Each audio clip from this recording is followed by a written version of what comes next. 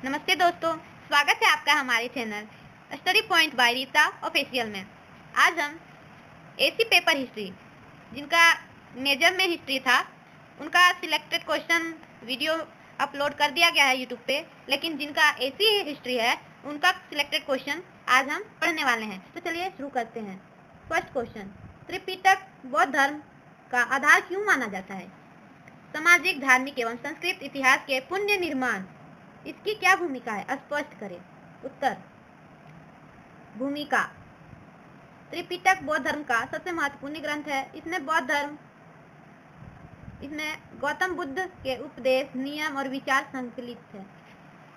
मतलब त्रिपिटक जो है, इसमें बौद्ध धर्म का सबसे महत्वपूर्ण ग्रंथ है। त्रिपिटक बौद्ध धर्म का सबसे महत्वपूर्ण ग्रंथ है। इसमें गौतम बुद्ध जो है उनके उपदेश, नियम और विचार संकलित हैं।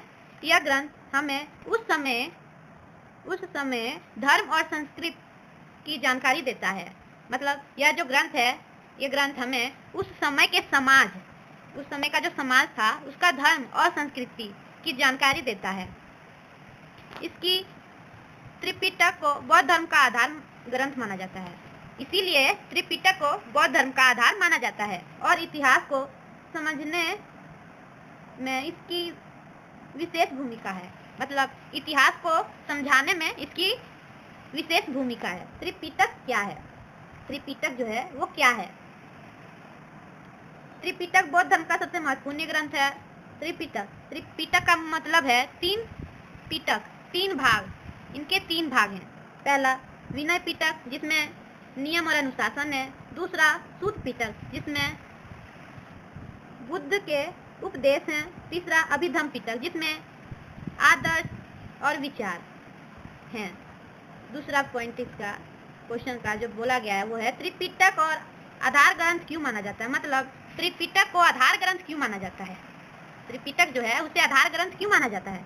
त्रिपिटक को बौद्ध धर्म का आधार ग्रंथ इसलिए माना जाता है क्योंकि फर्स्ट पॉइंट इसका, इसमें गौतम बुद्ध के मूल उपदेश हैं। त्रिपिटक को जो आधार ग्रंथ क्यों माना जाता है, इसका फर्स्ट पॉइंट, इसमें गौतम बुद्ध के मूल उपदेश हैं और गौतम बुद्ध के धर्म, नियम, विचार, जीवन शैली को बताता है और भिक्षु साधु के लिए आचार नियम दिए गए हैं इसमें। और बौद्ध धर्म की पूरी जानकारी इसी से मिलती है और बौद्ध धर्म जो है उसकी पूरी जानकारी त्रिपिटक से ही मिलता है। इसलिए यह बौद्ध धर्म की नींव माना जाता है। तीसरा, इतिहास के पुण्य निर्माण में त्रिपिटक की भूमिका। ए, सामाजिक जीवन की जानकारी। फर्स्ट पॉइंट, समाज में जाति व्यवस्था की स्थिति का पता चलता है। मतलब समाज में जाति व्यवस्था की स्थिति का पता चलता है। दूसरा पॉइंट, लोगों का जीवन स्तर और रहन सहन कैसा है। दूसरा जो पॉइंट है, इसमें लोगों का रहन सहन का कैसा स्तर है वो पता चलता है। तीसरा पॉइंट, स्त्रियों की स्थिति और उनके अधिकारों की जानकारी मिलती है। स्त्री जो है उनके अधिकार की जानकारी मिलता है और स्थिति का। बी, धार्मिक जीवन की जानकारी। फर्स्ट पॉइंट, बौद्ध धर्म के उपदेश और सिद्धांत समझ में आते हैं। मतलब बौद्ध धर्म का जो उपदेश है और सिद्धांत वो समझ में आता है। दूसरा, अन्य धर्मों जैसे वैदिक धर्म से तुलना करने में मदद मिलती है। मतलब जो वैदिक धर्म है उसकी तुलना में इससे ज़्यादा मदद मिलता है। तीसरा पॉइंट, पूजा पद्धति और धार्मिक विचारों का ज्ञान मिलता है।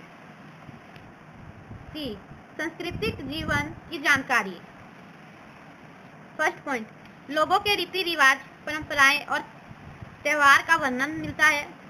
जो लोग थे उनका रीति रिवाज, उनका परंपरा और त्यौहार कौन सा था उसका वर्णन मिलता है। दूसरा पॉइंट, शिक्षा, कला और साहित्य की स्थिति का पता चलता है। मतलब शिक्षा और कला और साहित्य की स्थिति कैसा था उसके बारे में पता चलता है। तीसरा, भाषा, पाली भाषा और संस्कृत भाषा का विकास समझ में आता है। तीसरा जो पॉइंट है वो है पाली भाषा और संस्कृत भाषा का विकास समझ में आता है। निष्कर्ष, त्रिपिटक केवल धार्मिक ग्रंथ ही नहीं बल्कि यह उस समय के समाज, धर्म, संस्कृति का पूरा चित्र देता है। मतलब त्रिपिटक जो है वो केवल ग्रंथ ही नहीं, उस समय के समाज और धर्म, संस्कृति का पूरा चित्र देता है, चित्र के तौर पे बताता है। इसमें इतिहासकार इसे बहुत महत्वपूर्ण मानते हैं, इसलिए इतिहासकार इसे बहुत महत्वपूर्ण मानते हैं। याद रखने का ट्रिक, त्रिपिटक, धर्म प्लस समाज संस्कृति की पूरी जानकारी। Selected question 2।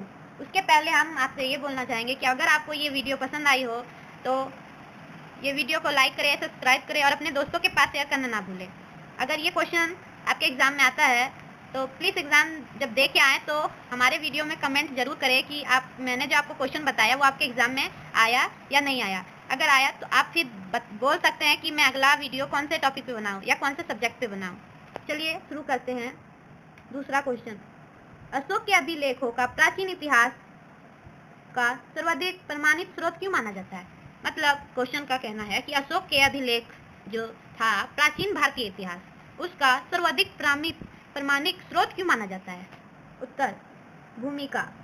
सम्राट अशोक, सम्राट जो अशोक थे वो मौर्य वंश के महान शासक थे। मौर्य वंश के महान शासक सम्राट अशोक थे और मौर्य वंश के संस्थापक आपका चंद्रगुप्त मौर्य थे।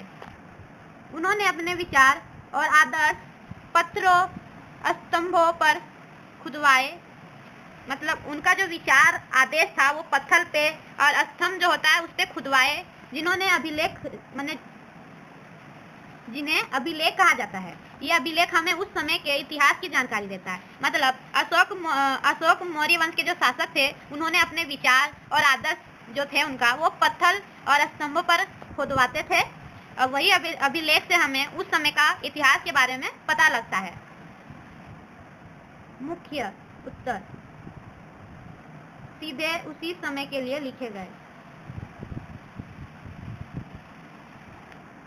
अशोक के अभिलेख उसी समय लिखे गए थे, इसलिए उसमें कोई बाद में मिलावट नहीं है। मतलब अशोक जो थे उनका जो अभिलेख है वो उसी टाइम लिखा गया था, इसलिए उसमें कोई मिलावट नहीं है। यह सीधा प्रमाण है, ये जो अभिलेख है वो सीधा प्रमाण है। खुद अशोक के शब्द, इन अभिलेखों में अशोक ने अपनी बातें खुदवाई है।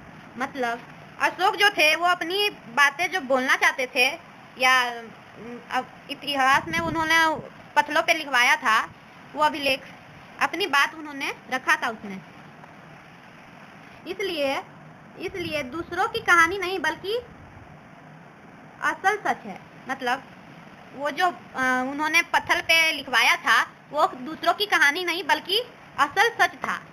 तीसरा, पूरे भारत में पाए जाते थे। अशोक के अभिलेख भारत के कई हिस्सों में मिले हैं। अशोक जो थे उनका अभिलेख भारत के बहुत सारे हिस्सों में मिला है। इससे पता चलता है कि उनका शासन बहुत बड़ा था। इसी से पता चलता है कि उनका शासन जो था वो बहुत बड़ा था। इतिहास को समझाना आसान हो जाता है अभिलेख के द्वारा। चौथा, धर्म और नीति की जानकारी। इसमें अशोक की धर्म नीति के बारे में बताया गया है। अशोक के धर्म की नीति के बारे में बताया गया है, जैसे कि दया, अहिंसा, सत्य बोलना। इससे उस समय के धर्म विचार समझ में आते हैं। पांचवा, जनता के जीवन की जानकारी। अभिलेखों से पता चलता है कि फर्स्ट पॉइंट, लोग कैसे थे, उस टाइम के लोग कैसे थे, राजा जनता के लिए क्या करता था और समाज में क्या नियम थे, उस टाइम के समाज में मतलब समाज का क्या नियम था। छठा, भाषा आसान। अशोक अभिलेख आम भाषा प्राकृतिक में लिखवाए। उन्होंने जो अभिलेख लिखवाया था वो प्राकृतिक भाषा में लिखवाए थे ताकि आम लोग भी समझ सके। इसलिए इतिहास साफ समझ आता है। इसीलिए इतिहास जो है वो साफ समझ आता है। सातवां, बिना पक्षपात की जानकारी। इन अभिलेखों में सच बताया गया है, इसमें बढ़ा चढ़ा या झूठ नहीं लिखा गया है।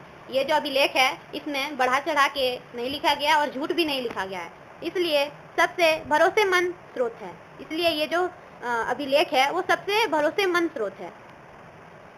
निष्कर्ष, अशोक के अभिलेख सीधे उसी समय के सच्चे और साफ प्रमाण है। अशोक का जो अभिलेख था वो सीधा उसी समय के सच और साफ का प्रमाण था।